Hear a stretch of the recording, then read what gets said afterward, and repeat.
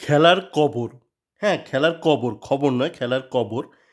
আমরা একটু ইস্টবেঙ্গল কিছুটা খেলা নিয়ে সামগ্রিকভাবে একটা ছোট্ট একটা আলোচনা করব যে খেলার খবর কিভাবে এখন খেলার কবরে পরিণত হয়েছে। আজ সকালে দেখলাম একটা বাংলা দৈনিকে একটা ভালো একটা আর্টিকেল বেরিয়েছে। খুবই সুন্দর আর্টিকেল।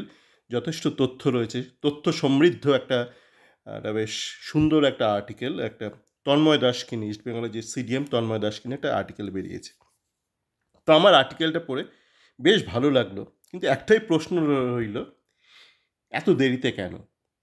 এত দেরিতে কেন এই আর্টিকেলটা? এই আর্টিকেলটা তো ১ বছর আগে লেখা উচিত ছিল। ১ বছর আগে কেন আর্টিকেলটা লেখা হয়নি? কেননা সেখানে যে তথ্যগুলো দেওয়া হয়েছে, যে তন্ময় দাসের যেই কম্পিটেন্সি, যে স্কিলের কথাবার্তা বলা হয়েছে, সেটা তো তন্ময় দাস ২০২৪ জুলাই মাসের শেষে এসে সেগুলো আয়ত্ত করেনি। এগুলো কিন্তু অনেক আগেই দেখা গিয়েছিল। কিন্তু এত দেরিতে কেন? কেন এত দেরিতে?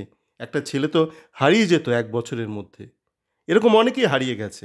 আমি কিন্তু তন্ময় দাসকে নিয়ে একদম শুরুতে বলেছিলাম, দেখুন, সত্য কথা দেরিতে বললে তার মধ্যে আর সেটা সততা থাকে না। সেটা অনেকটা কনফেশন হয়ে যায়। মানে নিজেকে বাঁচানো, পিঠ বাঁচানো কথাবার্তা হয়ে যায়। আপনি যদি সত্য কথা একটু দেরিতে বলেন, সেটা অনেকটা না, তার মধ্যে আর সেই সতেজ ভাবটা থাকে না। একটা ভেজাল সত্য হয়ে যায়। তো এরকম অনেকে কিন্তু হারিয়ে গেছে। আমি একটা কথা বলব, যখন আমি ১ম বলেছিলাম না, আমি আমার একাধিক অডিওতে বা আমার চ্যাট ফোরামে বলেছিলাম যে ১ম যখন কলকাতায় বা ভারতে একটা ব্যক্তিগত কাজে যেতে হয়েছিল, প্রায় পরপর ২ বার যেতে হয়েছিল কয়েক মাসের ব্যবধানে। তো তখন আমি তন্ময় দাসদের ১ম দেখেছিলাম। তখন কিন্তু আরও কিছু ভালো বাঙালি ছেলে দেখেছিলাম। যেমন সৌরভ বলে একটা ছেলে শিলিগুড়ি থেকে এসেছিল।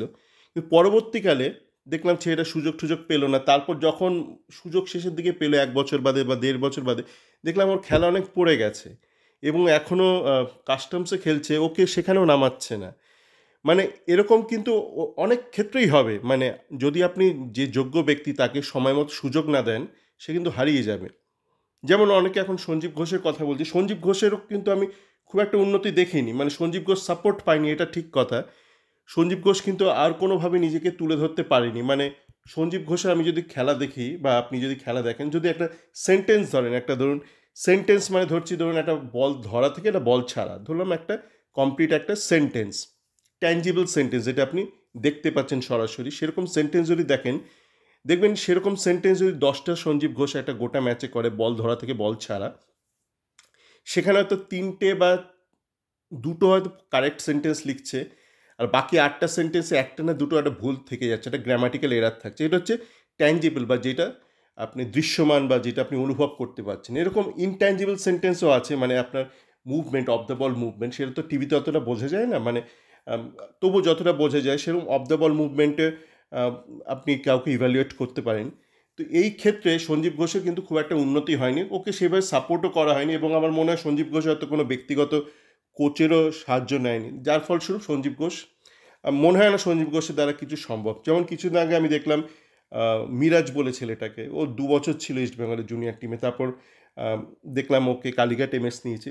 চোখে দেখা যায় না এত বাজে খেলছে। মনে হচ্ছে যেন ওই ছাদের ফুটবল খেলছে। বল ধরছে আর তুলে দিচ্ছে। মানে একদম টোটাল ছোট্ট মাঠে খেপ ফুটবল টাইপ খেলা খেলছে।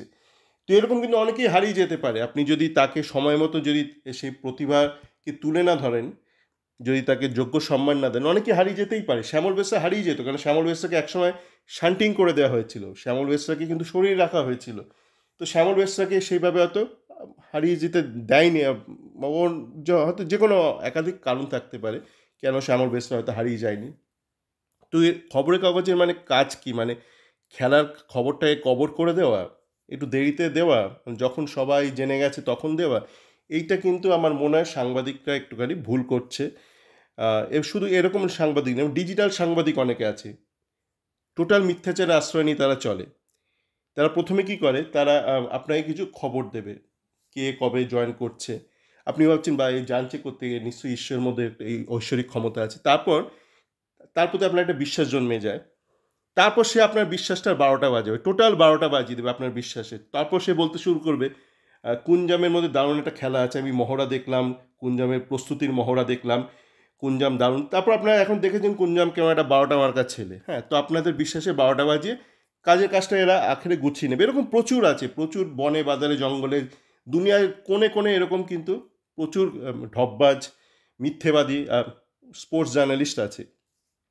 একটা আইএফএ টিভিতে দেখলাম একটা ভালো একটা একটা ফিচার চালু করেছে যে ব্রাইট প্রসপেক্ট বা ভবিষ্যতের তারকা, ছোট ছোট যারা খোলা মাঠে খেলছে, খুবই ভালো ব্যাপার। কিন্তু দেখলাম আজকে একটা, গতকালই এটা বার করেছে, একটা ছেলে, অল্প বয়সী ছেলে, শান্তিপুরের ছেলে, দেখলাম সেটা অনেক গোল করেছে। তো আমি জানি না সেটা কেমন, মানে একটা স্ট্রাইকারকে তো আর শুধু গোলের সংখ্যাতে বিচার করা যায় না। গোলের সংখ্যাতে বিচার করতে গেলে তো জেসিন দুর্দান্ত স্ট্রাইকার হয়ে যেত, এতদিনে ইপিএল টিপিএলে চলে যেত। দেখতে হবে সামগ্রিকভাবে, বললাম তো, sentence, written sentence, unwritten sentence কীরকম। যেমন আপনি যদি আমান, আপনি যদি বিষ্ণু এদের খেলা দেখেন, এদের রিটেন সেন্টেন্স বলুন বা আনরিটেন সেন্টেন্স, 10টা সেন্টেন্সে 10টাই ভুল থাকবে। ম্যাক্সিমাম একটা হয়তো কারেক্ট সেন্টেন্স করবে, কমপ্লিটলি কারেক্ট সেন্টেন্স, আর বাকি 9টাতে একাধিক ভুল থাকবে, বিষ্ণু, আমান। তাই ওদের নিয়ে বেশ কথাবার্তা বলতে চাই না। ওই যারা আপনার বিশ্বাসে 12টা বাজানোর জন্য প্রস্তুত বা 24/7 কাজ করছে আপনার বিশ্বাসে 12টা বাজানোর জন্য, তারা এদের নিয়ে আলোচনা করবে, এটা তাদের পেশা। মানে এইভাবে তারা নিজেদের ডাল ভাতের, আজই ধরুন আজকে রোববার, তো হয়তো তাদের বাড়িতে একটু গরম গরম মাংস হচ্ছে, তবে আশপাশের লোক বলছে বাবা বাড়িতে মাংস হচ্ছে, এইভাবেই তারা মাংসের জোগান করে। এই আপনার বিশ্বাসে 12টা বাজে এজেন্টের হলে দালালি করে এইভাবে তারা করে। যা গিয়ে যে আইএফএ টিভি যেটা করেছে, সেখানে আমাদের একটা জিনিস খেয়াল রাখতে হবে, ফুটবল 11 জনের খেলা। ম্যাক্সিমাম এরা কিন্তু কি করে, এরা মানে দেখে কে কটা গোল করলো, ও এই 5টা গোল করেছে, তাহলে একে নিয়ে এটা প্রতিবেদন করি, বা এই 8টা গোল একে নিয়ে প্রতিবেদন করি। কিন্তু 8টা গোলের পেছনে কারিগর কারা, যে হয়তো ক্রিয়েটিভ মিডিয়া, বা হয়তো সে হয়তো মানে গোল, তার কাজ, গোলের পেছনে তার কোনো মানে কন্ট্রিবিউশন, সে হয়তো ডিফেন্সিভ, সে হয়তো সিডিএম, সে হয়তো সেন্টার ব্যাক, সে হয়তো লেফট ব্যাক। এই ছেলেদের নিয়ে কে আলোচনা করবে? এই জন্য ইস্টবেঙ্গলের উচিত, ইস্টবেঙ্গলের যারা রিলায়েবল লোক, যারা মানে যাদের একটা একটা অনেস্টি ট্র্যাক রেকর্ড আছে, ভুল দেখুন, মানুষ মাত্র ভুল করতে পারে, ভাস্কর গাঙ্গুলি ভুল করেনি, করতেই পারে। ভাস্কর গাঙ্গুলি চিমার সাথে যে গোলটা খেয়েছিল, একটা মানে চিমার ফার্স্ট ইয়ারে মহাবাডানে, একটা দূর থেকে আমি মাঠে ছিলাম, একটা চিমা একটা ওপর একটা একটা ওভারে একটা শট মারলো, ভাস্কর এগিয়েছিল একদম, মানে ভাস্করকে মুরগি করে গোলটা করেছিল চিমা অকরি। অবশ্যই ভাস্কর তখন ইস্ট বেঙ্গলে ছিল, আর চিমা অকরি ফার্স্ট ইয়ার ছিল মহাবাডানে। পরের বছরই চিমাকে তুলে নেয় ইস্ট বেঙ্গল। তো ভাস্করকে মুরগি করেছিল। ভাস্কর খেলোয়াড় জীবনেও ভুল করেছে, পরবর্তী জীবনেও ভুল করেছে। ব্যান্ড হয়েছিল একবার ওরা, মানে ভাস্কর মনোরঞ্জন ইন্টারন্যাশনাল ফুটবল থেকে। তো স্কাউটিংয়ে ভুল করতেই পারে, কিন্তু ভাস্করই কিন্তু আবার আপনার এই দেবজিৎ রায়কে খুঁজে পেয়েছে, বা তারও আগে, একদম বহু আগে ভাস্কর, সুরজিৎ সেনগুপ্ত, এর আগে বাইচুংকে খুঁজে পেয়েছিল স্কাউটিং।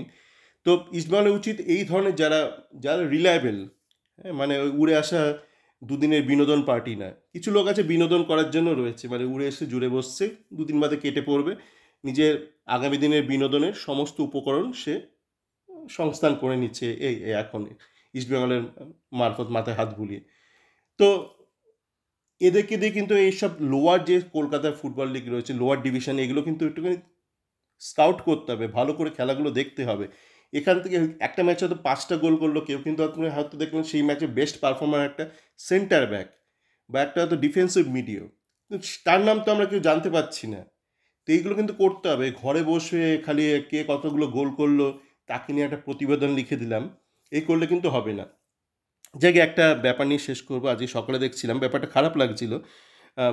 বোরে মজুমদারের যে লাইভ হচ্ছিল, সেখানে দেখলাম এই মানু ভাকার বলে যে মেয়েটা আছে, শুটিং জানেন, গত অলিম্পিকে টোকিওতে একটা ওর পিস্তলটা গেছিলো বিগড়ে, কোনো মতো শেষ করেছিল। মানে আমি তো ভাবলেই মানে কিরম লাগে, মানে পরীক্ষায় বসছি হতে দুটো পেনই খারাপ হয়ে গেছে। তো যাকে কোনো মতো সেবার ম্যানেজ করেছিল, তারপর তাই কিন্তু বিশাল ট্রোল করেছিল, মানে ভারতবাসী কেন ট্রোল করেছিল আমি জানি না, আমার বোধহয় মেয়েটা হয়তো ভালো দেখতে বলে, হয়তো বা বড় লোকের মেয়ে বলে। তারপর এখনও দেখলাম আজকে কেউ একটা কমেন্ট করেছে এরা কেউ মেডেল টেডেল পাবে না। দেখুন, প্রথমত মানু বাকারের সে কিন্তু কোয়ালিফাই করেছে, ঠিক আছে, কোয়ালিফাই করে সে কিন্তু মানে অলিম্পিকে গেছে, সে কিন্তু কোথাও মানে তাকে কিন্তু জোর করে কেউ পাঠায়নি। মানে ফুটবলে যেমন কোয়ালিফিকেশানে ওয়ার্ল্ড কাপে, অলিম্পিকেরও সমস্ত ইভেন্টে কোয়ালিফিকেশান হয়, ও কোয়ালিফাই করেই গেছে, ঠিক আছে। এবার গোল্ড না পেলে না পাবে, ঠিক আছে, ও তো দায় নেই, ও তো ভারতের দায় নিয়ে যায়নি, বা ভারতবর্ষের সবাই তো ওর পেছনে টাকা ব্যয় করেনি যে ওর না মনুর বাঁকার পেছনে টাকা লাগাও। আর এত রাগ কিসে, মানে মেয়েটা ভালো দেখতে বলে, মানে আমি জানি মানে একটু বড়লোকের মেয়ে একটু সুশ্রী মুখশ্রী একটু সুন্দর হলে অনেকে রাগ হয়, কেন জীবনে ভালো মেয়ে আসেনি আমার জীবনে, এরকম তা একটা রাগ হয়, জন্য একটু ট্রোল করে দিই। আহ, মানে কি দেখুন, একটা বড়লোকের মেয়ে প্রচুর আমাদের আশপাশে অনেক বড়লোকের মেয়ে আছে, সুশ্রী কুশ্রী যাই হোক, এখন তো প্লাস্টিক সার্জারির জন্য সবাই মোটামুটি একটু টাকা থাকলে মোটামুটি ঠিকঠাক হয়ে যায় মুখশ্রী। তো তারা তখন রিল করে বেড়াচ্ছে, অনেকে ইনস্টাগ্রামে রিল করছে, এই করছে সেই করছে, কিছুই করছে না, অনেকে বাপের পয়সায় গিয়ে ইউকেতে গিয়ে আমেরিকান ইউনিভার্সিটি থেকে পাশ করে আসছে। আর বাপের পয়সা থাকলে মানে হয় বিয়ে করে নিচ্ছে, করে সেটা 10 দিন ধরে ইনস্টাতে রিল বানাচ্ছে বা ইউটিউবে আপলোড করছে, নয়তো সিনেমায় নেমে যাচ্ছে। তো একটা মেয়ে, বড়লোকের মেয়ে, সুশ্রী দেখতে, সে খেলা নিয়ে পড়ে আছে। তো এই জিনিসটা একটু অ্যাপ্রিসিয়েট করুন, একটা বড়লোকের মেয়ে খেলা নিয়ে রয়েছে, ঠিক আছে, গোল্ড পেলে পাবে, না পেলে না পাবে, সে কোনো দায় দায়িত্ব নেয়নি, মানে ভারতের গোল্ড জেতানোর বা কোনো মেডেল জেতানোর সে কোনো দায় নেয়নি, ঠিক আছে। আপনার দেশের সরকার কি করছে? দেশের সরকার কি করছে এটা তো জানা দরকার নাকি? দেশের সরকার কি করছে? আপনি ব্যস্ত থাকেন 5 বছর ধরে, কটা মন্দির হলো, কটা মসজিদ ভাঙলো, এই নিয়ে আপনি ব্যস্ত থাকেন সারা জীবন, মানে 5 বছর ধরে। এখন হঠাৎ করে হিসেব নিচ্ছেন কটা মেডেল এলো কি না এলো। এটা ঠিক নয় না। আর আপনি বলছেন আমার পৃথিবীর মানে লার্জেস্ট পপুলেশন, ডাজেন্ট ম্যাটার সেই পপুলেশনে কত পার্সেন্টেজ বা টোটাল অ্যাবসলিউট কত লোক মানে অলিম্পিকের জন্য প্রস্তুতি নিচ্ছে। দেখবেন একদম হয়তো 1% অফ ফ্রান্স, হয়তো 1% অফ গ্রেট ব্রিটেন, হয়তো 1% অফ ইউএসএ, মানে ইউএসএ যতগুলো যত সংখ্যক ব্যক্তি, ছেলে মেয়ে মিলিয়ে নির্বিশেষে, তারা প্রস্তুতির সুযোগ পাচ্ছে অলিম্পিকে, তারা তো 0.1% ইন্ডিয়াতে পাচ্ছে। তো টোটাল পপুলেশন নিয়ে কিচ্ছু এসে যায় না, মানে মানে বিশাল বড় একটা তালের মতন। ইন্ডিয়ান পপুলেশন বিশাল বড় একটা তাল, ছোট্ট একটা মাঝে একটা তালশ্বাস। ওই আপনার টেকা হয়েছে ছোট্ট তালশ্বাসটা, বিশাল বড় তালটা ওটা কোনো কাজের নয়। তো ফালতু এ মনুবাকার বা এদের গালমন্দ করে লাভ নেই। এরা ব্যক্তিগত লেভেলে এরা কোয়ালিফাই করেছে, পেলে পাবে, না পেলে না পাবেন, যদি পায় তো এদের থ্যাঙ্কস দেবেন, না পেলে সরকারকে গাল দেবেন। আর দেখুন, অলিম্পিক্সটা হচ্ছে বিশ্বের তাবৎ তাবৎ দেশ ওখানে লড়তে যায়। তো দেখবেন যেগুলো সাধারণত ফার্স্ট ওয়ার্ল্ড দেশ, মানে উন্নত, তারাই কিন্তু গোল্ড মেডেলের ওপর দিকে থাকে বা সিলভার মেডেল বা মেডেল ট্যালিতে। যারা তৃতীয় বিশ্ব, আমরা তো তৃতীয় বিশ্ব, আমরা তৃতীয় বিশ্ব, এটা আপনাকে জানতে হবে বা বুঝতে হবে। বুকে থাপ্পড় মেরে কোনো লাভ নেই বা বুক ঠুকে লাভ নেই। তৃতীয় বিশ্ব, তৃতীয় বিশ্বের কোনো দেশ দেখবেন না ওপর দিকে থাকে, তৃতীয় বিশ্ব মানে ও নিচের দিকে থাকবে। এবং এটা একটা সামাজিক একটা প্রতিফলন, আপনার খেলাধুলো একটা হায়ার লেভেলে গিয়ে। ক্রিকেটে কিছু মাত্র মুষ্টিমেয় ফার্স্ট ওয়ার্ল্ড কান্ট্রি খেলে, কে খেলে? ইংল্যান্ড আর অস্ট্রেলিয়া ছাড়া, আর নিউজিল্যান্ড, এছাড়া কোনো ফার্স্ট ওয়ার্ল্ড কোনো দেশ খেলে না তো ক্রিকেট। তাই ক্রিকেট আপনি এগোতে পারেন। আর আপনি ওদিকে নাকি হঠাৎ করে আজকে বোরে বলছিল যে আম্বানিদের ছেলে খুব প্রেস্টিজে লেগেছে, গেছে তো ওখানে প্যারিসে, গিয়ে দেখছি ইন্ডিয়া খুব ঢিলে অবস্থা, বলছে আমরা মেডেল 10টাকে বাড়িয়ে 70 করতে গেলে কী করতে, কিচ্ছু করতে পারবেন না, কিচ্ছু করতে পারবেন না। বোরে আবার এমনি খুব গর্ব করছে। দেখুন, এ কোনো দেশে এরকম নেই যে কোনো প্রাইভেট কোম্পানি এসে মানে অলিম্পিক মেডেল ট্যালি বাড়িয়ে দিয়েছে। এটা মানে আম্বানি ফাম্বানি এরা কেউ কিচ্ছু করতে পারবে না, যতক্ষণ না দেশের সরকার থেকে এটা আসছে এবং সমাজ থেকে ব্যাপারটা আসছে, ততক্ষণ কিচ্ছু হবে না, ঠিক আছে। কেননা এইটা ওরকম নয় যে আপনি কতগুলো একটা ছেলেকে নিয়ে মেয়েকে নিয়ে একটা একাডেমিতে ঢুকিয়ে দিন আর সেখান থেকে গোল্ড মেডেল বেরোতে থাকবে। এটাকে আপনার কিন্তু গোটা সমাজকে নিয়ে চলতে হবে। এবং গোটা সমাজ কোনোদিন আম্বানি বা টাটারা নিয়ে সম্ভব নয়। আপনার দেশ চালায়, আপনার দেশের সরকার চালায়। সেই দেশের সরকার যতক্ষণ ঘুমিয়ে থাকবে, যতক্ষণ মন্দির মসজিদ এইসব ব্যাপার নিয়ে ব্যস্ত থাকবে, ততক্ষণ কিন্তু আপনার ওই দেশ ওই নিচে মেডেল ট্যালিতে নিচে পড়ে থাকবে, আর আপনি মনু বাঁকাতে গালমন্দ করবেন। দেখা যাক মনু বাঁকার কী করে।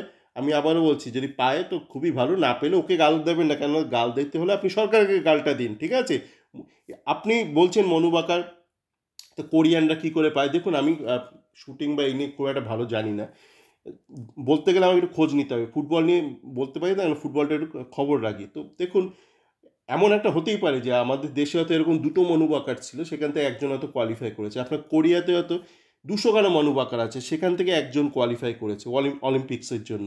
তো সেক্ষেত্রে একজন কোরিয়ান মনু বাকারের যে কম্পিটেন্সি হবে, সেটা ইন্ডিয়ান মনু বাকারতে বেশি হবে। কারণ কোরিয়ান মনু বাকার সেখানে 200 খানার সিমিলার কম্পিটিটারকে হারিয়ে সে কিন্তু দেশের প্রতিনিধিত্ব করছে। আর আমাদের মনু বাকার হয়তো দেশের এরকম দুটো মনু বাকারের মধ্যে থেকে। তো সেক্ষেত্রে আপনার করতে হবে, আপনার দেশে 200 খানা মনু বাকার তৈরি করতে হবে। তাহলে সেখান থেকে যেই মনু বাকার অলিম্পিকে কোয়ালিফাই করবে, সে হয়তো বলে বলে গোল্ড নিয়ে আসবে।